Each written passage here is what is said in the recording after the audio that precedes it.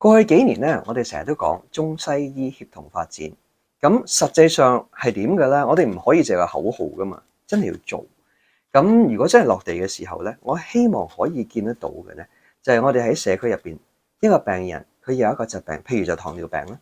咁我哋可以有一個好清晰嘅指引俾到佢。醫生又好，中醫師又好，會知道咧喺咩階段咧係可以由另外一種技術、另外一種醫學係介入。咁對於病人嚟講咧，就清清楚楚，唔需要靠自己嘅身體嚟好似做白老鼠咁樣啦。嗱，呢一種嘅指引咧，必須要咧係用循證醫學去開始。咁你話，咦，去邊度揾啲數據啊？其實國內又好，香港又好，喺中醫方面嘅研究咧，都係好多嘅。我哋只要知道呢啲數據，知道譬如喺某啲情況底下，某啲體質用某啲嘅藥係可以對佢嘅譬如血糖控制好嘅時候咧，咁我哋就可以將呢啲數據咧係擺入去我哋一個參考概覽入邊。參考概覽咧就係我哋基層醫療處會繼續去做得好啲嘅一個指引啊。簡單嚟講，就喺唔同嘅情況應該係點樣做嘅一個方法。